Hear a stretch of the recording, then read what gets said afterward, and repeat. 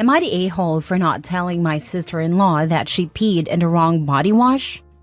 I, 46 female, and my husband, 46 male, had a falling out with his sister, 40 female, a few years ago. We had agreed to split the rent and bills during a tough time for both of us, and it imploded almost immediately. Due to 1, her refusal to respect communal furniture and spaces, and 2, her lying to us about the cost of bills to get us to pay a higher percentage than we agreed. My husband and I quickly moved out, and since she had never gotten around to adding us to the lease, she was stuck in the apartment until the lease ended.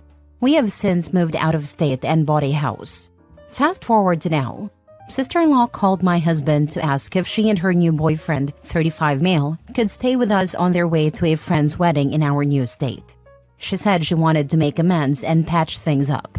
I was skeptical, but I told my husband he could decide, and I would do my best to get along. Well, when they got here, she had brought along an additional friend, 30-ish female, as well as her boyfriend. Fine, okay. Rude, but whatever. I settled sister-in-law and her boyfriend into the guest bedroom and made up the day bed in our gaming room for the extra friend. The friend asked if she could shower. I said yes and directed her to the bathroom. She grabbed her stuff, went in and showered. Well, the next morning, we heard sister-in-law and her boyfriend go into the bathroom and start the shower. Then we heard giggling. When sister-in-law and her boyfriend came out, she looked smug and he looked subdued. Sister-in-law went to wake up her friend and they left to get iced coffees. The boyfriend immediately asked me to take him to the airport. I was confused but said sure. My husband was at work at this point. He left while they were getting dressed. On the way to the airport, the boyfriend told me that he was done with sister-in-law, that she had peed in my body wash, shampoo, and conditioner while they were in the shower. Here's the kicker. I don't use body wash. I use soap that a friend of mine makes with goat's milk because I have sensitive skin. My husband uses it too. I also use bar shampoo and conditioner and a body balm bar, so none of the bottles in the shower were mine. They were all her extra friends. I had moved mine and my husband's stuff into our smaller bathroom to make room for the guests. I said, "Thank you for telling me," and left it at that. I dropped him off at the airport. When I got home, sister-in-law and her friend were piled up on my couch with coffee and breakfast, watching Netflix. I said good morning and logged into my computer to play Diablo 4 for a while. I said nothing. Neither sister-in-law nor her friend mentioned a missing boyfriend. Later that day, my husband texted me and asked if we'd all like to go to dinner at our favorite sushi place. I told him that the boyfriend had left and gone home, but that I would ask sister-in-law and her friend. When he asked me why the boyfriend left, I told him he should probably ask his sister. He said okay, and we all agreed to go out for sushi. I told sister-in-law and her friend that I was going to take a shower, and the diabolical light in my sister-in-law's eyes told me all I needed to know. When I walked past the main bathroom and into the bathroom that only had a shower stall, sister-in-law looked frozen. All the way through dinner, she was nervous. When her friend went to shower before bed, sister-in-law looked panicked, but she didn't say anything. "Oh, gross! Nasty!" Shrieks started coming from the bathroom minutes later. The friend came out wrapped in a towel, yelling that I was disgusting for pissing in her stuff, that sister-in-law was right about what a B-word I am, etc. My husband looked shocked. Sister-in-law started yelling at me, asking why I would do that. I calmly said that her boyfriend had told me that she had peed in my shower stuff, and that's why he was leaving. But since I didn't have any stuff in that shower, I wasn't worried about it. I told the extra friend to text sister-in-law's boyfriend if she didn't believe me. Well, he confirmed. Now my sister-in-law and the rest of my husband's family are saying I should have warned the extra friend. Am I the a-hole? Edit. This has blown up way more than I expected. I'd like to address some of the more common responses. 1. Sister-in-law has been enabled by her family her whole life. Everything she does is either blamed on someone else or excused because she's on mental disability. Everyone is expected to cuddle her and never confront her no matter what she says or does. My husband grew up in that environment, and I hate that for him. 2. Additional details. Her now ex-boyfriend disclosed to my husband later that he was not allowed to leave the guest room after their shower until he promised not to tell, and also promised that he would stay with her for the trip and wouldn't tell anyone they broke up until after the wedding. She took his keys away, thinking he wouldn't leave without them. As soon as she and her friend went to get coffee, he asked me to drop him off at the airport. 3. When the extra friend found out it was sister-in-law who peed in her stuff, she cried, asked to use my shower, and I gave her some spare hotel bottles of toiletries that were in the basket in the guest bathroom. Then she took her car, they had all ridden in the extra friend's car, and left. Sister-in-law faked a panic attack and said her chest hurt, so my husband took her to the ER and dropped her off. Then he called his family to tell them what happened and told them to come get her. They drove 8 hours to do it, and that's when the attacks on me started. Not the a-hole. Well, she had a chance to tell the truth when you walked past the main bathroom, but she didn't. She also had a chance to tell her friend when she saw her about to get in the shower, but she chose not to. Not the a-hole. Of course sister-in-law is mad and getting family to gang up on you. Simply remind everyone that she asked to stay with them and said that she wanted to make amends. But then she purposely urinated in those bottles to get back at her brother's wife for something that sister-in-law caused. This would also work well under a petty revenge sub. Make a big Facebook post about it. Do it out of concern for her failing mental health and ask why anyone would support this person and not get them a good shrink. I would absolutely love to do exactly that, but for my own peace of mind, I haven't had any of them on my Facebook in years. She fab food. What kind of stupid 40-year-old does stuff like that? Her family should be more concerned about their 40-year-old daughter being unhinged and mentally underdeveloped. She's fragile. Their entire family tiptoes around upsetting her and always has. Everyone is always expected to keep the peace and be the bigger person, so she does whatever she wants. Next story. Am I the a-hole for not wanting to take my dead brother's kids?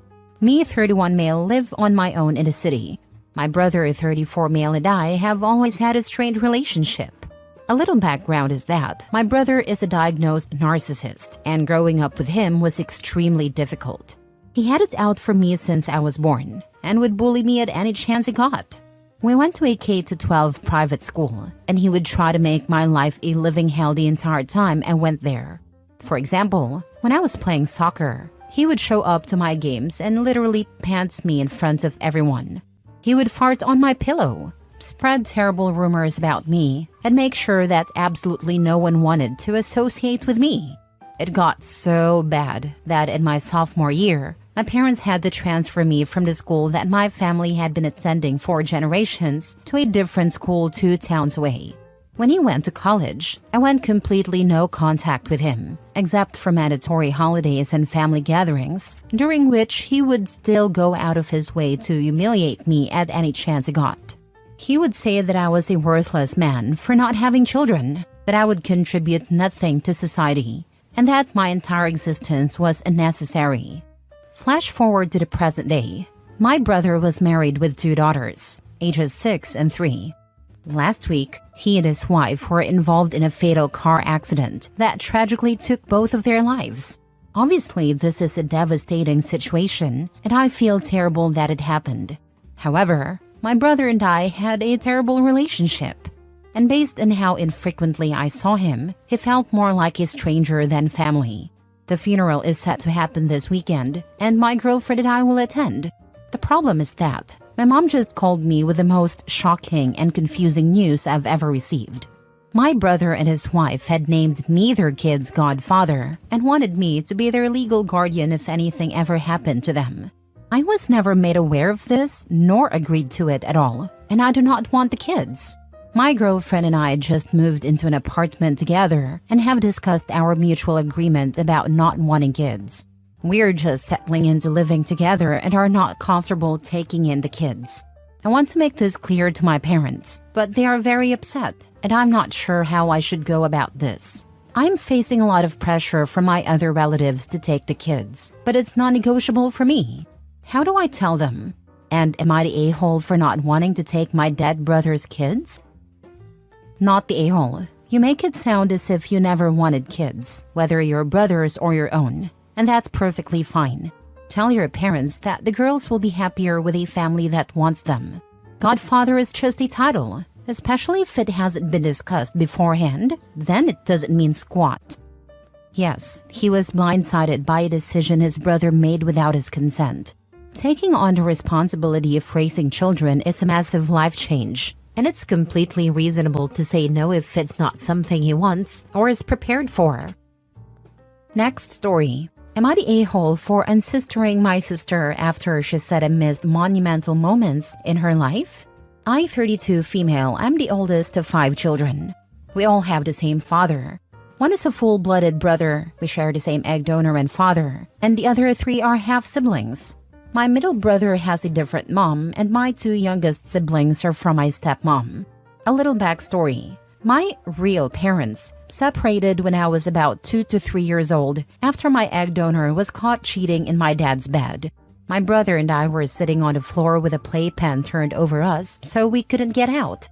I'm guessing that was my dad's last straw, especially since he was working multiple jobs to take care of us.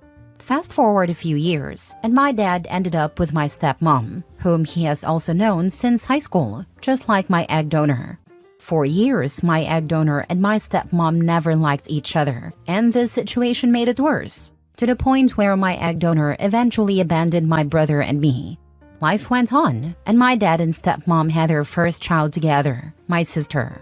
Growing up, the hatred was real. Being 5 years older than my sister, I always had to give up everything I had because she cried, and I was the oldest. I got in trouble for everything my siblings did, to the point where I used school as an escape from the unfairness at home. I was always the one saving my siblings from everything, whether it was getting a beating or getting jumped by kids outside. I felt like I was Captain Save-A-Kid. Years later, I moved out after getting pregnant because I wasn't going to live like that anymore. I wouldn't let my sister manipulate my parents while I took the brunt of it. At the end of the day, I have my own child and mental health to look after. I moved over 1,000 miles away so my relatives couldn't use me as their fallback anymore. It was mentally draining. Little did I know, my sister took my leaving the hardest. Apparently, she became so used to calling me for help, even as a grown woman, that she doesn't know how to take care of things or take responsibility for her own messes. My stepmom called me, asking me to have a conversation with her and suggested creating a group chat for the 3 of us where she could mediate. I reluctantly agreed just so I could say my piece, but honestly, I didn't care much. In a nutshell, my sister called me a shitastic sister. She said I was never there for her and that I missed all types of monumental moments in her life. Reading this as a grown woman, I got upset because everything she was upset with me about were things her mom, my stepmom, did, not me. I didn't respond right away. Instead, I texted my dad separately to ask if he knew what was going on. He said he was aware but was staying out of it. I said okay, and went back to the group chat, keeping my response short and sweet. My response was, "You are upset with me for things that have nothing to do with me. You need to direct your anger in the proper direction. Since you feel that way, we no longer need to speak. I no longer have a sister." After my response, I blocked my sister. But immediately, I got a text from my stepmom thanking me for being respectful. I didn't respond because I was still very upset and wanted to blow the lid off the house by exposing the grim reality of our upbringing instead of the rainbows and butterflies picture she's been painting. So am I the a-hole for unsistering my sister? Now for the top comments. Not the a-hole if your sister is incapable of doing anything that reflects on her mother, and her mom needs to parent her attempt to, as it's not your job. You're right, it's just crazy that now that I moved across the country, they want to call me to talk to my siblings, because they are out of hand. Not the a-hole. What positive does she bring to your life? Nothing? Then you are not the a-hole for blocking her. Protect your peace, and take care of your family. The only good thing is, she's a good auntie to my son. Other than that, nothing. He has his own phone. He can contact her when he wants to. Last story. Am I the a-hole for not inviting my brother's girlfriend to my wedding, even though she insists? Hi everyone. I'm in a tough spot and not sure if I'm in the wrong. I, 30 male, am getting married in 3 months to my fiancé, 28 female, and we decided to keep this ceremony pretty small. About 50 guests, mostly close family and dear friends. We don't really have the budget for more people. My brother, 35 male, has been dating a woman, let's call her Anna, 32 female, for about a year. They're not married and don't live together yet, but they're clearly serious. However, Anna has been a problem since the beginning. In the few instances we've interacted, she's made snide comments about my fiancé and our wedding choices. For example, she criticized the fact that we're having a child-free wedding. She said our menu sounds too basic. We chose traditional Italian food, nothing fancy. Once in front of the whole family, she joked that she doesn't see our marriage lasting long. My fiancé feels uncomfortable around Anna, and honestly, so do I. When we sent out the invitations, we only included my brother, assuming the reason would be obvious. Well, it wasn't. When Anna found out she wasn't invited, she blew up. She called me, saying it's a matter of respect, and that as my brother's partner, she should automatically get an invite. My brother agrees with her and even threatened not to come if we don't invite her to. Now my parents have stepped in, saying it's just one day and we should try to keep the peace in the family. But my fiancé and I feel like inviting Anna would mean sacrificing our comfort on one of the most important days of our lives. I don't want to exclude my brother, but I don't think I'm obligated to invite someone who has been disrespectful to us. So, am I the a-hole? You are absolutely not obligated to invite someone, and you have multiple valid reasons. 1. You have chosen to have a small wedding, with limited guest numbers, which is absolutely your prerogative. 2. She has repeatedly made snide comments about your wedding choices. 3. She has even gone so far as to say she doesn't see the marriage lasting long. Who would ever invite someone who felt that way about their marriage to come and celebrate it with them? 4. Keeping the family peace should be said more often to the problem person, not the victims of the crappy behavior. Why aren't your parents encouraging your brother to keep the peace by accepting your choices for your own wedding? He also needs to understand that his girlfriend's own crappy behavior is the reason she's not invited. At the end of the day, I stand my ground. He can either attend or not, and likewise for your parents.